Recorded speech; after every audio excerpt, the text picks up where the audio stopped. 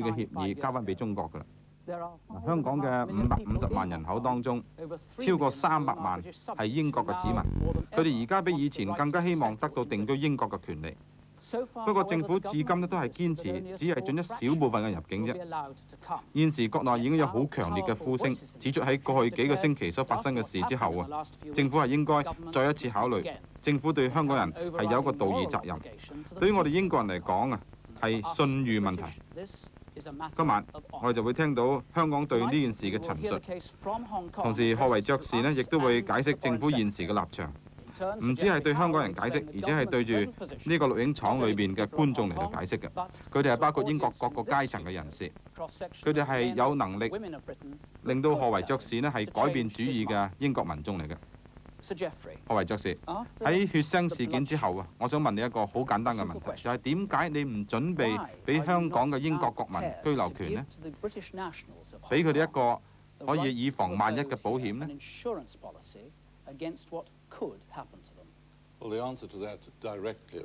直接嘅答案自然係，如果要俾一個保險啊，你一定要假定每一個投保嘅人都會攞佢哋嘅保險賠償嘅。呢啲人又係有325萬人嘅，我哋唔認為係可以修訂一個可以導致咁嘅後果嘅法例嘅，而提交俾下議院。我唔能夠又期望冇人申請賠償，又要發出呢一個保險嘅。我哋要睇長遠啲嘅，呢一點好重要㗎。我注意到咧，你喺引言嗰度啊講過咧，香港將會依照一個5年前簽署嘅協議交翻俾中國啊。咁當然仲有一個更深遠嘅問題嘅，就係因為呢一個地方啊係喺一個喺1997年到期嘅租約之下由我哋管治嘅。咁同時咧，我哋所有嘅人都認為啊，要嘗試同埋達至一項要維持香港繁榮前景嘅協議啊。此外，對於租約是否到期咧，已經係無可置疑㗎啦。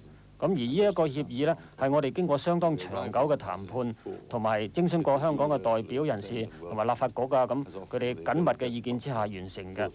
咁當我哋喺1984年達成協議嘅時候咧，係得到一致嘅歡迎，認為係香港嘅將來提供最好嘅前景嘅。過去幾個禮拜嘅悲劇事件呢，已經係引致嚴重嘅疑慮。我係完全明白嘅。面對北京嘅屠殺事件同埋現在廣泛嘅鎮壓之下，我好充分體會香港人嘅深切憂慮。我完全明白點解佢哋係要求你所問嘅呢一啲嘅。但係啊，根據英國多年嚟嘅國籍政策，如果要俾325萬人嚟英國定居呢，我哋嘅判斷啊係下議院唔會接納嘅。咁點解啊？你唔俾佢哋一條出路呢？點解下議院係唔會接納呢？因為如果你由戰後我哋嘅移民政策發展咁嚟睇咧，喺戰後嘅大英帝國啊，以權利咁嚟睇咧，係可以話喺世界上啊就有數以億計嘅人可以要嚟英國定居嘅。英國同一啲國家，好似美國啊、加拿大啊、澳洲啊咁係相反嘅。呢啲國家呢就持續吸引移民，而英國呢就限制理論上可以入境嘅人士嘅數目嘅。下議院早喺協議訂立之前嘅1981年呢，就已經好明白咁決定啊，我哋唔可以俾香港嘅英國護照持有人係有喺英國安置或者居留嘅權利㗎啦。但係外相，你已經承認咗而家嘅情況係唔同㗎啦。當日同你達成協議嘅人，現在雙手已滿鮮血。佢係我哋見到殘殺場面嘅代理人，佢授權咁做嘅。所以我再次問你，點解喺咁嘅情況之下，你都唔講佢哋可以嚟英國呢？我請你留意啊，你喺下議院所講過嘅説話。你話結果可能會將英國嘅少數民族人口增加1倍。你唔係用數字，你係講到少數民族嘅問題。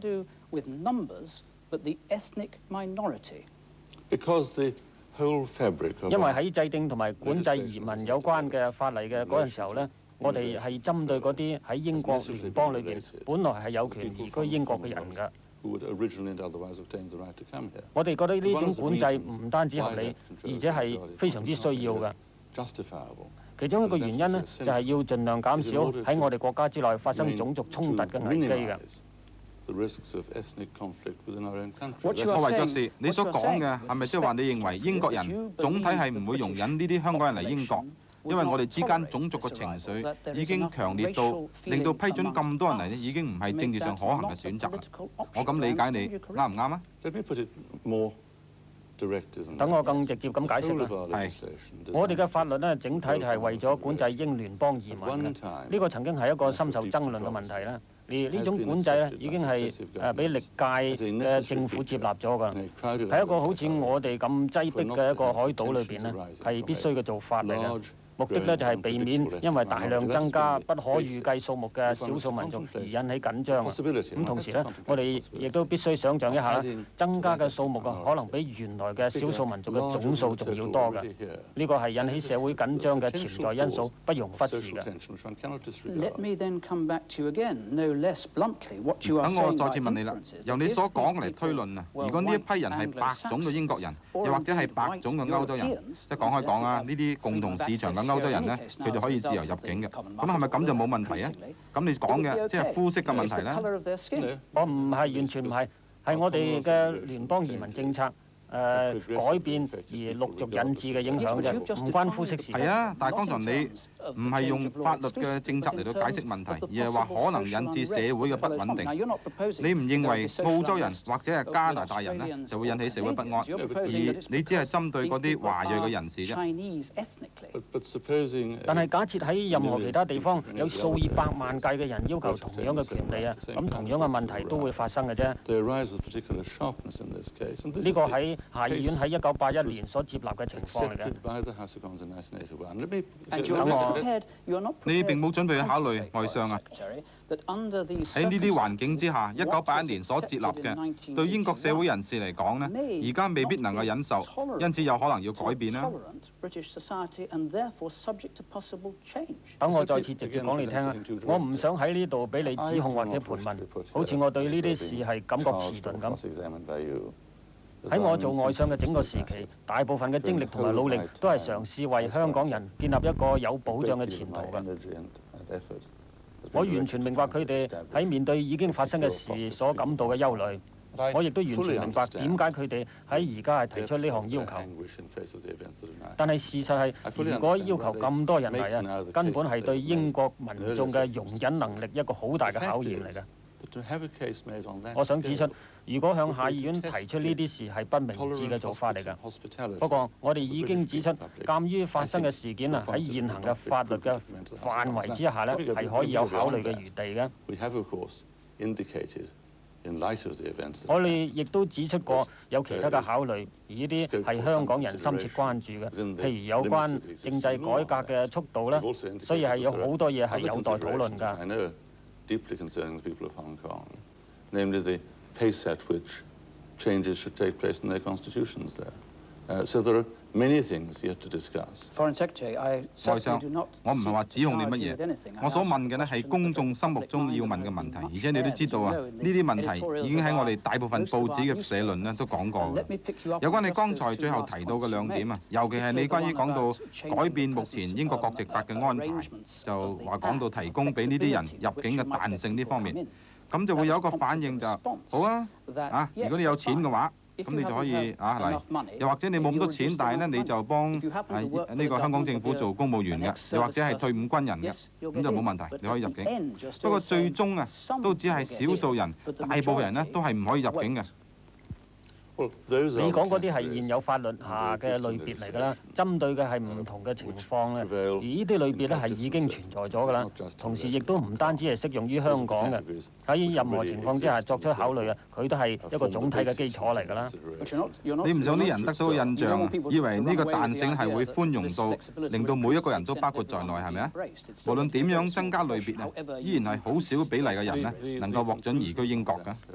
我哋仲未作出結論，呢個係要三思嘅問題嚟嘅。但係我以為最重要一點呢，就係要認識到法律嘅存在係有佢切實嘅目的㗎。我完全知道點解而家啲人係要去質疑呢一條法例。如果要下議院接納大量嘅人嚟啊，實在係好困難㗎。along the lines and on the scale that is currently being canvassed. 我覺得你似乎模棱兩可啊，外相。有人或者係下議院咧，可能會關注到嘅就係喺呢個國家入邊啊，要避免種族緊張或者係種族衝突嘅考慮呢，係超過任何提供庇護嘅責任。就等我喺節目嘅後半部同你再討論之前呢，等我提出最後一點。我引述首相嘅説話，佢話：我哋對香港人嘅前途呢有一個承擔。如果我對你嘅理解係正確嘅話呢，你對呢個承諾嘅真正睇法係你唔能夠履行承諾，使香港人有穩固嘅將來。但係你又希望啊，將來唔會有咩事發生。我哋已經對香港作出承諾㗎啦，唔單止係對香港人而言嘅，呢個承諾係建基於地理同埋歷史嘅事實。香港呢個地方，香港嘅人口只係中國大陸大片土地同埋龐大人口嘅一小部分啫。喺咁嘅事實底下，我哋同中國政府呢就係達成咗一份協議嘅，一份受到國際約束嘅協議。佢受到廣泛嘅讚揚嘅，係喺呢一個咁嘅協議之上，係建立起香港嘅前途嘅。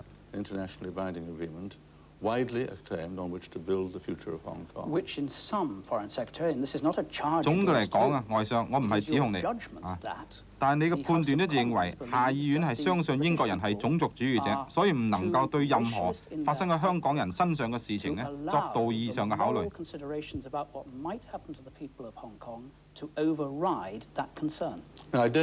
我唔接受你咁用情緒化嘅方式嚟睇呢件事。我嘅意思係，任何社會吸收外人嘅速度都係有限嘅。呢啲人對呢個社會越係陌生，咁樣接納佢哋呢就越有困難嘅。我相信，如果要下議院將承諾推展到325萬個嚟自完全不同背景嘅香港人啊，下議院就必然會考慮啊，呢啲人會全部要求行使呢個權利嘅，或者你會係爭論話咁樣做只係俾一個保險啫，因為有可能永遠唔會發生嘅。不過咁樣係不負責任嘅。我哋要將可能性視為現實咁嚟看待先得，因此啊，我哋先係作出咁嘅判斷嘅啫。你唔想啲人以為呢個彈性係會寬容到將每一個人都包括在內，係咪啊？無論點樣增加類別啊，依然係好少比例嘅人呢係可以移居英國嘅啫。講相同嘅嘢呢，可以用不同嘅方式嘅；講不同嘅嘢呢，或者都一樣。不過我哋剛才的確係聽過政府嘅立場啦。呢個節目喺香港都播緊嘅，所以呢個論題唔單止我哋喺英國呢度要討論，喺香港呢亦都要討論。我拍檔華大偉呢，佢正在同一班香港嘅市民、英國殖民地嘅人民一齊。佢哋呢係啱啱聽過外相嘅發言。大偉，我諗我哋最好首先都聽聽呢，你啲嘉賓點解佢哋相信要有嚟英國嘅權利呢？跟住或者我哋咧等佢哋咧就外相嘅發言咧係回應一下。各位，我可唔可以首先問一個問題？我諗從你哋面上嘅表情，答案可能係好清楚㗎啦。呢度有幾多人認為持有英國護照嘅香港人應該有權進入英國？請舉手。睇嚟相當一致啦。黃淑玲，我可唔可以由你開始？你係一個律師，我知你對呢個問題意見好堅定。你有咩對英國嗰邊嘅人講呢？說服佢哋你嘅睇法係合理嘅呢？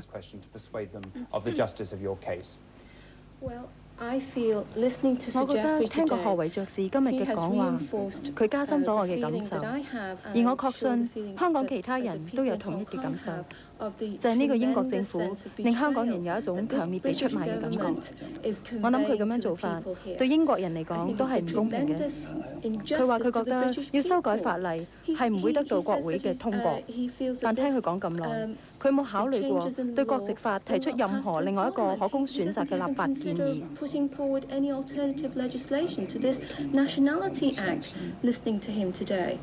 至於話提議俾香港人一啲特定圈子嘅人享有喺英國嘅居留權，但係320萬嘅香港人其實都已經擁有英國屬土公民護照嘅啦。咁樣做法喺道德上係有問題嘅，係令人反感嘅。favour from the British government of their rights of abode in Hong Kong, in the UK, it's morally repugnant. Thank you very much indeed. 艾華斯，你喺呢度住咗20幾年，而你以前就喺英國住過，你一定好明白英國嘅困難嘅。你對呢個問題點睇呢？What have you got to say to this question? 我要咁講嘅。我將開嘅呢面旗係喺1945年8月8日，由冒住生命危險嘅人喺香港升起嚟嘅。佢哋追求嘅係自由同民主。呢面旗喺英國艦隊到達香港之前，已經由一班勇士升起㗎啦。呢面旗應該代表公義同自由。1939年，當張伯倫返到英國嘅時候，正好似同何為爵士依家一樣，對我哋炫耀嘅係一張紙，話我依家揸住嘅係一份神聖嘅文件，嗰份文件係得自一個獨裁者嘅。結果冇幾耐，我哋就要參軍打仗啦。我要講俾何為爵士聽，你會好似張伯倫咁受歷史嘅批判嘅。我仲要警告戴卓爾夫人，有朝一日有人會叫你下台。咁向上帝祈求，我請你走開，因為好老實講，你嘅所作所為等於將呢啲香港人送羊入虎口嘅啫。好多謝你，佘小姐，你喺呢件事當中係最受影響嘅人之一。你有英國嘅護照，但係冇入境權，點解你應該有呢個權呢？係，因為我哋係香港人，英國係我哋宗主國，都要俾做係香港人嘅繼母一樣，所以我哋係有權喺1997年之後喺英國居住嘅。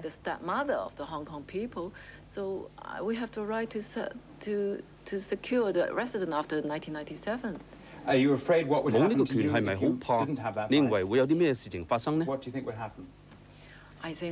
我係會離開香港，另外揾辦法。咁你會去邊度呢？世界上任何一個地方啦，一個自由世界嘅地方。由於有啲人話，而家為北京發生嘅事落一個斷語，可能係太過倉促一啲。當然嗰度發生嘅無疑係一件悲劇，但係甚至喺毛澤東時期最黑暗嘅日子，佢都冇干預過香港。香港係生金蛋嘅鵝，有啲人就話中國無論如何唔會掂香港嘅。李生，你最近係咪去過北京？你遭遇過啲咩事呢？我喺北京被拘留咗3日，拘留嘅理由係話我代表香港一啲團體帶錢去北京支援北京嘅學生。我受到盤問啦，又要寫悔過書，寫明我接觸學生團體同埋學生領袖咧係錯嘅，而佢哋不斷重複一句話，就係如果我將所有嘢解釋得清楚咧，我就可以走。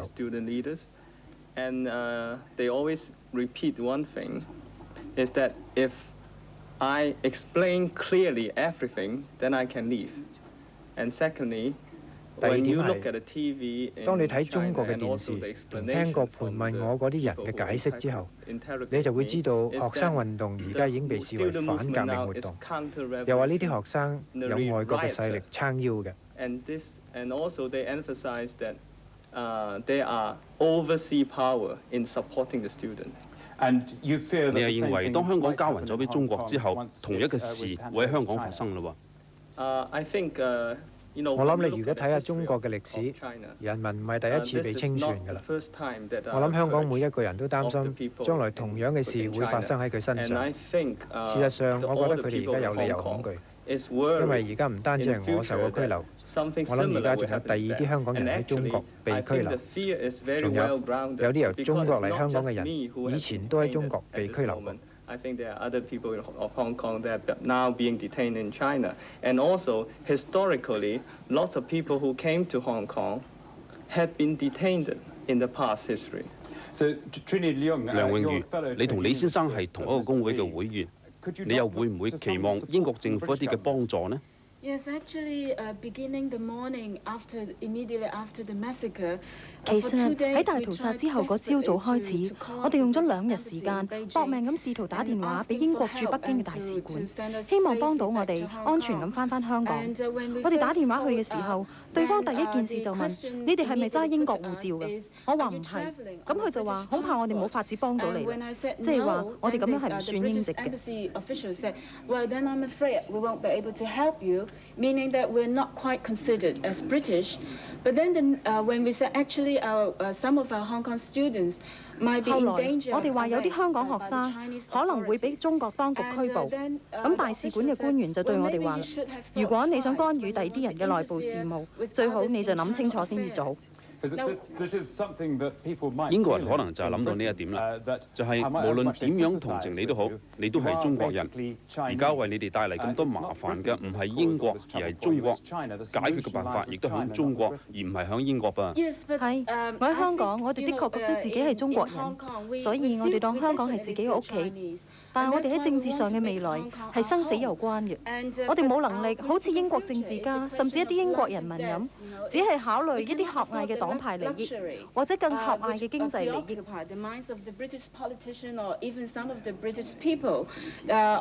Only considering the narrow partisan interests or even narrow British economic interests.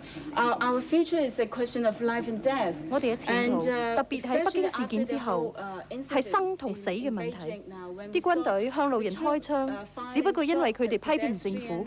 而喺香港，我哋係慣於批評政府嘅，我哋習慣咗遞請願信、遞簽名書。北京嘅絕食行動對香港人嚟講，只係好平常嘅事。但係我哋覺得，如果將來我哋咁做，係咪會遭受到坦克車同機關槍嘅對待呢？或者我哋轉過嚟張先生呢度，你可唔可以解釋一下張生嘅情況？因為我知道呢，佢喺中國以前一次嘅震盪嘅時候走落嚟㗎。Yes, Mr. Zhang, he went through the first part of 張先生經歷過文化大革命早期嘅。請解釋下佢唔講英文好唔好啊？張先生係工人嚟嘅，佢係基督教工業委員會嘅委員，佢淨係講廣東話，或者佢可以講多啲佢嘅遭遇俾大家聽。So he might be able to tell more the story about what he's wearing. 好想問你嘅係張生，你對你而家嘅處境係咪好擔心呢？我而家當然好擔心啊，好驚。Definitely, I'm very afraid. 就我所知道嘅，就喺而家中共嗰個從嚟嗰個政權就強調啊，槍桿子啊，促政權，佢揸住槍啊就促政權。佢而家都係到今時今日都係咁樣，所以我哋好擔心。Mr. Zhang insists that the Chinese Communist Party upholds the principle of that the regime comes from the barrel of the gun, and he has never given up the arms. Bishop, can I turn to you? You're the 主教輪到你啦，你係香港同澳門教區嘅主教，你點樣睇何為爵士所講話英國人實際上冇法子應付到300幾萬人進入英國，一時間係太多呢？ Coming into Britain, it's too many people at once. I don't think this is a matter of number. 我覺得呢個唔係數目嘅問題，呢個係英國一路都想信守嘅道義責任問題。而我相信英國過去都有收容過直布羅陀同埋福克蘭群島嘅人㗎。They accommodate the people from Gibraltar and accommodate the people from Falkland Islands. 但係你哋嘅人數係多出好多，係咪？我諗325萬當中呢，大部分都唔會去英國嘅。目前嘅情況嚟睇，1/3會去第二啲嘅國家，而好多人呢都唔願意離開香港嘅。何為爵士所講嘅係，如果提供保險，就要預埋每一個人都會運用呢一份保險㗎啦。當然我哋係要考慮呢一點啦，但我諗香港係一個好好嘅例子。過去40年，香港吸納咗好多嚟香港避難嘅人。而呢啲人呢，都幫手去建立香港，而唔係破壞香港嘅。或者我哋又問一問隔離嘅麥理國先生，你係立法局議員，你能唔能夠接納呢個講法，就係英國如果收容咁多人，喺政治上係冇可能，或者至少係好困難嘅呢？我唔係咁諗，因為除咗其他因素之外，英國目前已經承諾咗喺1992年准許2億名歐洲共同市場國家嘅人隨意進出英國。325萬人同2億人比較，算得係乜嘢呢？我睇比例係好細啫。我有個感覺係而家香港嘅處境同英國喺鄧寇克戰役之後嘅處境一樣。當時英國好孤立，要朋友援手，美國就成為向英國援手嘅朋友。香港而家就向宗主國要求援手，我認為英國大有能力咁做嘅。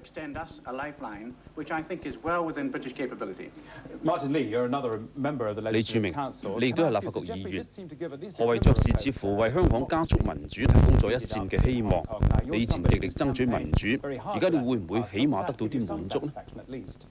當我哋考慮到人民解放軍將會進駐香港，又考慮埋佢哋點樣對待喺中國嘅人民，咁依家俾我哋民主，但係就唔俾護照，等我哋喺民主搞唔通嘅時候有出路，就即係等於要我哋去死嘅啫。咁即係話，而家單係要民主已經係太遲。對你嚟講，最重要都係入境權啦喎。我諗何為爵士應該知道，如果俾護照我哋，英國就有一個責任去確保我哋嘅將來。換言之，確保我哋有前途，等我哋唔使動用到護照保險。不過，依家佢唔發護照，佢甚至冇試圖俾我哋一個將來。黃敏剛，你係呢度嘅知名商人，你對經濟嘅現實一定好明了。以何為爵士嘅意見，似乎批准入境權係會響英國引起相當大嘅種族緊張喎。我個人就唔同意啦，因為喺商界嚟講，我哋對中英協議嘅貢獻之一係透過做生意嘗試維持香港嘅繁榮安定。做生意咧就冇分種族嘅。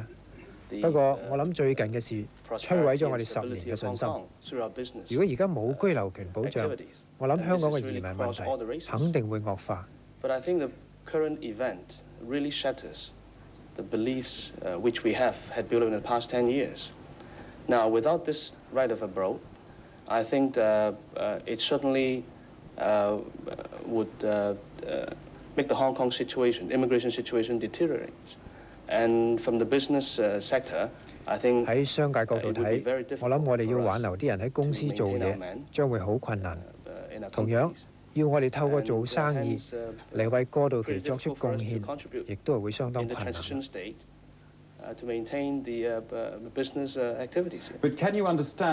但你又明唔明英國響咁多年嚟積聚起對入境移民問題嘅強烈情緒呢？你有咩嘢可以向英國嘅人講，嚟到說服佢哋摒除呢啲嘅意見呢？我相信呢幾日，特別當中國出現呢啲暴虐行動之後啊，我哋聽到英國人情緒激動，顯示先前嘅政府必定要重新檢討。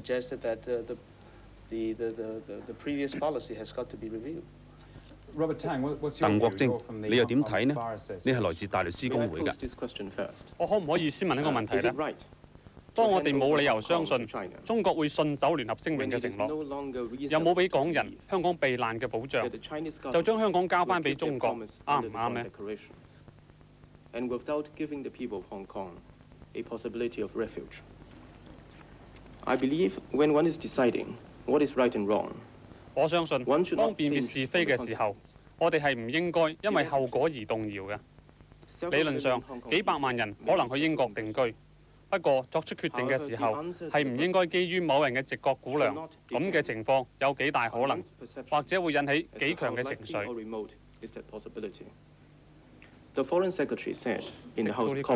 外相6月6號曾經喺下議院講過，關於威爾斯王子同王妃訪問中國嘅計劃。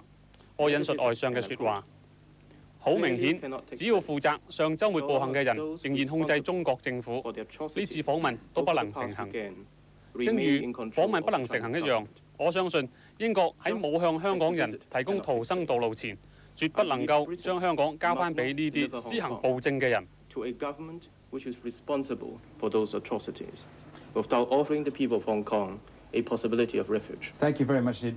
柱銘，我再翻嚟問下你，你覺唔覺得英國而家嘅態度背後基本上係有啲種族歧視嘅成分呢？我諗何為爵士嘅答覆包含咁嘅成分。當然，佢用好外交嘅詞嚟去表達，但我覺得只係一句話：種族歧視。而我想問何為爵士一聲，你可唔可以想像將550萬定性為反革命嘅人交俾中國？咁就等於喺第2次世界大戰嘅時候，將550萬喺英國屬土出生嘅猶太人交俾納粹德國一樣。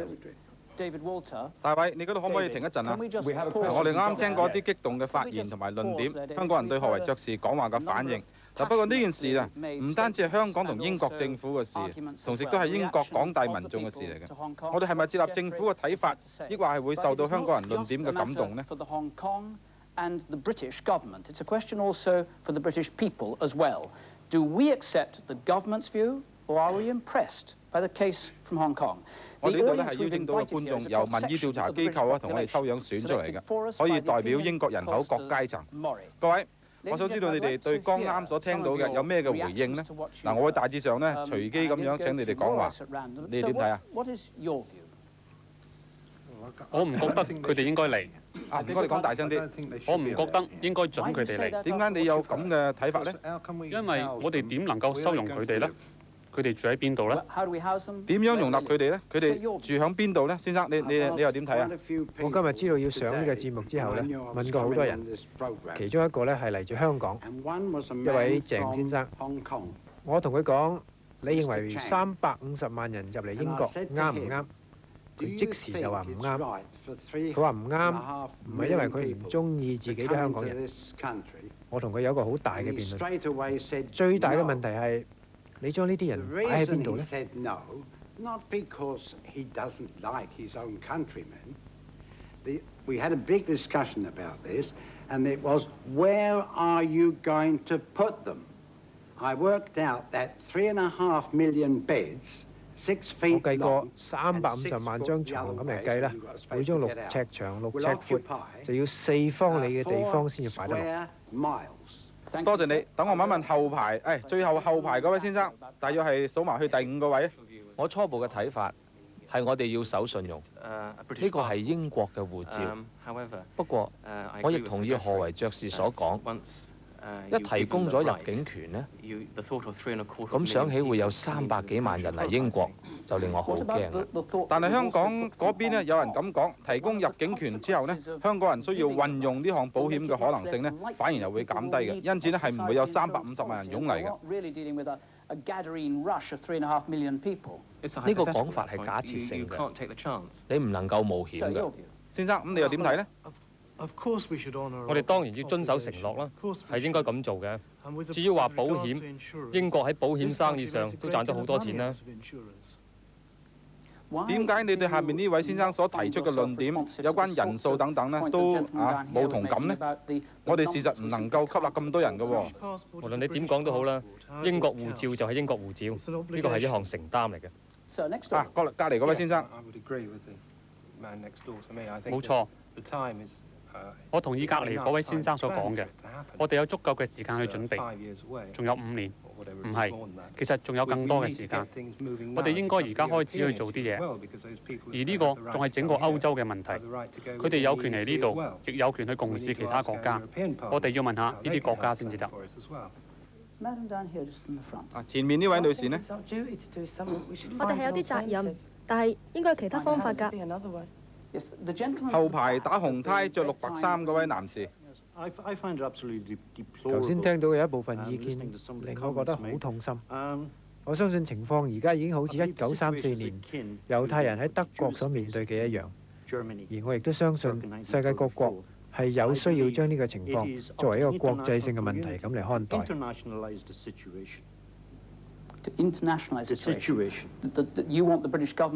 你要英國聯同聯合國或者係共同市場同美國去尋求一啲國家去俾一啲保證，係咪咁嘅意思呢？係保證佢哋可以進入呢啲國家，或者好似台灣一樣有軍事保證。下邊嗰位女士嘅你嘅意見點？我唔認為應該俾佢哋嚟，英倫三島實在太細，同時亦都會構成對納稅人沉重嘅負擔嘅。有冇類似嘅意見呢？係後排嗰位。既然我哋係為香港談判咗一個認為係理想嘅前途，我諗我哋就唔可以推卸道義上嘅責任。我想請問何為爵士，唔知佢知唔知道怡和點諗呢？你可唔可以講詳細啲呢？你覺得怡和應該點睇呢？我相信佢哋會認為香港一旦唔再係英國嘅殖民地，怡和喺香港就冇前途。何為爵士曾經提過彈性咁樣處理，即係話放寬國籍法呢個限制，令到多啲人咧可以喺英國定居。雖然數目咧仍然咧唔係會好大。各位對呢方面有啲咩嘅意見呢？係。下邊嗰位男士咧，我唔會俾佢哋任何一個嚟，佢哋有錢啦，應該留喺原地。俾佢哋嚟要花費數以萬鎊，食物啦、教育啦、房屋啦，有冇人諗過呢啲問題呢？又有冇人諗過佢哋住喺邊度呢？着藍白衫嗰位，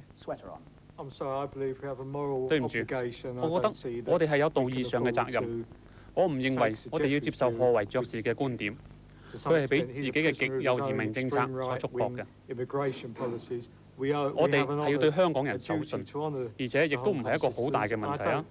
舊年移民英國嘅只有800人，去加拿大嘅就有11000個。我覺得英國係可以應付嘅，問題嘅嚴重性係俾人誇大咗啫。係，多謝，後邊嗰位女士。我覺得問題唔係在於信譽，而係實唔實際。似乎呢個方法係行唔通。我同意隔離呢位先生話，應該從國際嘅層面去做評估，揾一個國際嘅解決辦法。我覺得佢哋需要嘅係離開香港嘅權利，而唔係入境權。咁如果冇選擇呢？如果國際間話對唔住啦，賀維爵士，呢個係你自己嘅問題，咁係咪要有折衷嘅辦法呢？輸入痛苦都唔係解決辦法嘅。如果俾咁多人嚟到呢度，我覺得我哋將會有好嚴重嘅問題。呢位男士你點睇呢？我好想接受佢哋嚟，因為我哋知道嗰邊發生緊乜嘢事，例如有人被殺。但係有冇人諗過，而家英國有幾多人無家可歸呢？如果俾咁多人嚟，情況就會更壞。但係剛才都有人不斷咁提及話，假如認為英國喺道義上冇欠香港人，咁而家你喺電視上所見嘅呢，日後亦都會喺熒光幕上咧重現啊。不過對象就係嗰啲而家揸緊英國護照嘅人，咁你又點睇呢？個人嚟講，我就覺得應該由聯合國處理，等世界各國都可以收容一啲。我總覺得，如果佢哋太多人嚟英國，我哋就唔可以幫其他人，我哋亦都唔可以再揀話俾邊啲人嚟。有冇人對剛才所講嘅想再有補充呢？係第二排嗰位，嗰位搽紅色唇膏嘅女士，第二排嗰位。我係話，我覺得英國曾經因為征戰四方、擴大領土而感到自豪，咁就自然有責任去照顧嗰啲曾經受過所謂英國統治嘅人咯。佢哋會當英國做祖家，就咁話英國而家已經應付唔到種族嘅問題係好容易嘅。但係啊，呢啲人係曾經受過英國統治，而英國人就應該係接受佢哋嘅。坐喺後邊嗰位先生，你點睇呢？照我睇嚟呢，既然中國嘅局勢而家係咁險峻，我自己對香港人就有一個忠告。我覺得香港人，我覺得你哋最好呢就係應該議政制動，因為我覺得中國而家呢正係受到獨裁嘅統治，所以我覺得香港人一定係要議政制動，直到中國能夠確立到民主統治為止。我明白你嘅意見，你已經解釋得好清楚啦。不過我想打斷一陣，既然民意調查公司話各位已經可以代表英國嘅市民，咁我想問清楚一句呢，就係喺聽過咁多意見之後，有邊位係認為英國應該准許持有英國護照嘅香港人有權入境同埋居留呢？嗱，贊成嘅請你哋舉舉手。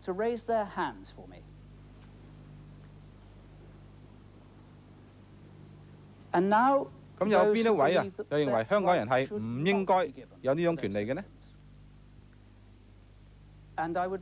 有邊位認為係而家唔可以落判斷嘅呢？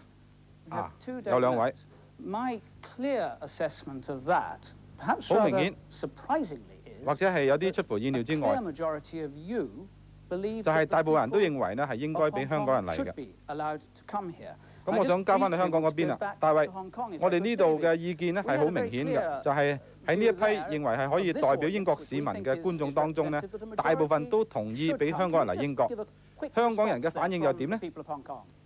係嘅，你哋嗰邊嘅投票結果呢，曾經得到呢一邊嘅鼓掌歡迎。嗱，我想問下李柱銘，你點樣睇剛才所表達嘅意見同投票結果呢？我覺得好鼓舞，因為事實證明咗我一貫嘅睇法，就係英國人呢係好守信用嘅，不過英國政府就唔係啦。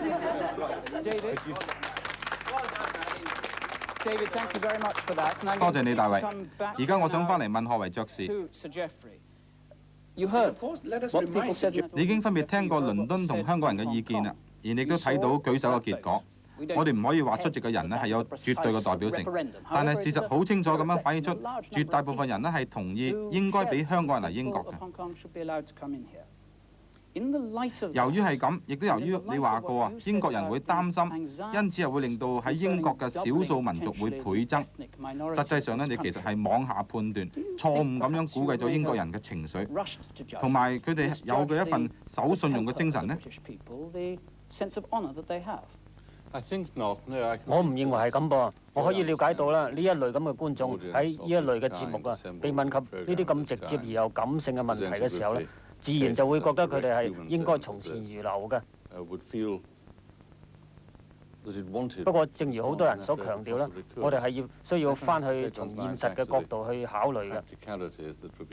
記唔記得當年嘅一次規模較為細嘅慘劇啊？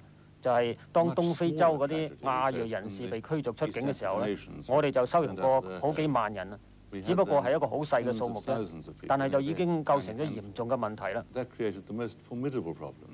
如果我哋係收容350萬個香港人嘅話，咁呢啲問題就會重現，而且會大好多添。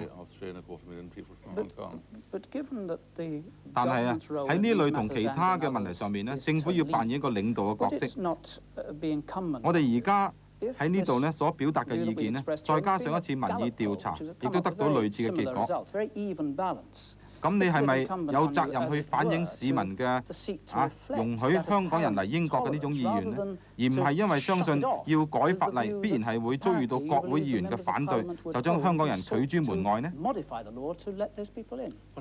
多方面嘅意見我哋都要反映嘅，而我充分了解英國人喺呢一方面想政府所做嘅係乜嘢，我充分了解㗎。咁可唔可以改嘅呢？喺未決定是否可行之前啊，我相信每一個人都必定要先經過深思熟慮嘅。因為如果你睇整個問題啊，而李柱銘甚至係別樹一幟咁話，佢認為我啊根本冇為香港人嘅前途打算過添啦。其實喺過去幾年啊，同我一齊工作嘅人都實實在在咁全心全力咁根據中英協議為香港人定定前途嘅，而中英協議係受到香港人歡迎嘅。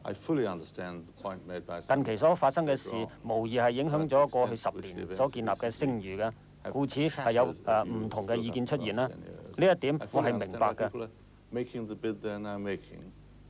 我好了解，正如節目所討論嘅建議點解會出現，但係要英國政府同英國國會承擔責任，接收350萬人呢，咁係先要肯定咁樣做係咪實際先。不過我覺得要行呢一步實在好困難㗎。如果我冇理解錯誤嘅話，你只係話唔實際啫。如果英國人反對法例，就唔會被修改。而後果亦都會一如你喺節目開始嘅時候所預期嘅會咁發生。但係啊，假如後果同你預測嘅唔一樣，而英國人亦都唔能夠再容忍將會發生喺香港人身上嘅事嘅話，咁啊？請問你係唔係覺得有責任去重新考慮你嘅決定呢？我想我哋嘅立場當然係要時時都要考慮再考慮㗎啦。不過，我講返我哋對香港前途以及對香港人嘅關注。任何人都要將問題放喺更闊嘅層面去考慮，而又無需被逼作出承擔先得。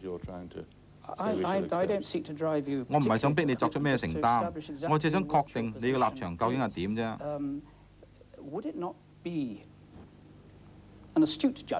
會唔會啊係一個精明嘅判斷啊？如果你要作出咩承擔，或者係保證，而最終又無需兌現嘅，因為你希望中國政府會恢復翻一啲文明嘅行為。嗱，咁作出承擔嘅最佳時機就係現在，而唔係將來。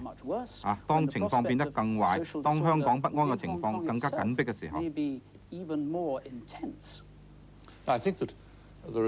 從你嘅問題當中呢，我要執住2點嚟講一講先啦。一點呢，就係經常咧都有人提㗎啦，就所謂作出一啲保證而希望最終無需兌現。每一次咁提嘅時候呢，呢一個講法嘅立足點呢，都係不負責任嘅。任何人都唔可以喺咁樣嘅基礎之下承諾乜嘢，而又希望呢一個承諾未必係會實現嘅。呢一點香港同英國都接納㗎。好啦，如果你係要作出乜嘢承擔，而又諗住咧係要實現呢一個承擔嘅話咧，我就認為而家唔係考慮呢一個問題嘅最佳時機啦。因為而家大家對北京發生嘅事好震驚，我哋需要睇耐啲。我充分明白大家震驚同埋失望嘅感受，我亦都深有同感。不過，我唔認為而家係根本改變我哋原有判斷嘅適當時刻喎。我哋原來嘅判斷呢，亦都係8年之前啦，我向國會推薦嘅。呢個判斷一直到現在都未受到懷疑。我知道點解現在係會受到懷疑，不過我唔認為而家係達至一個相反結論嘅適當時刻嚟㗎。你堅持你嘅判斷，因為你相信你嘅判斷咧係正確嘅。但係將來你都可能會發覺，如果你一旦係作出錯誤嘅判斷，譬如話情況變壞，咁香港人嘅處境呢，就會一如喺北京所目睹嘅恐怖狀況一樣，好明顯嘅。作為一個有教養嘅人，想像到有咁樣嘅事情發生呢，你唔會認為係一件好事啊？當然唔會啦，但係事實上香港自從戰後多年嚟都係曾經好接近同埋直接面對過你所講嘅情況變壞嘅可能嘅。但係作為外相，你可以提供香港人庇護，令到可能發生嘅事變成唔可能啊！恐怕唔可以咁做啦。如果根據你嘅立足點提出一啲承諾，提供庇護俾325萬人，呢個根本上係一個不能實現嘅承諾嚟㗎。我完全明白，我十分明白大家所感受到嘅失望、憤懣、震驚、恐懼。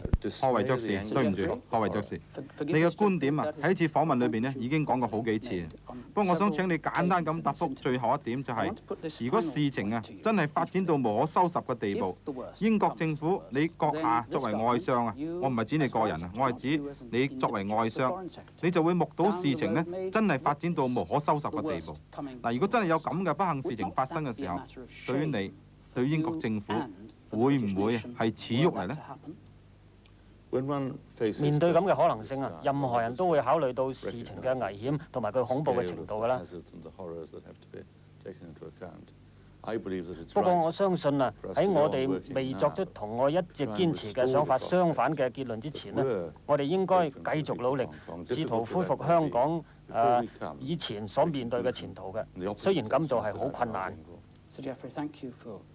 何為爵士，多謝你今晚參加呢個節目，同時多謝香港嘅嘉賓，亦都多謝大家。我哋討論係要暫告一段落啦。嗱，我之所講係暫告一段落呢，就因為絕無疑問我哋今晚所討論嘅嚴重嘅問題呢，今晚只係一個開始，而唔係終結。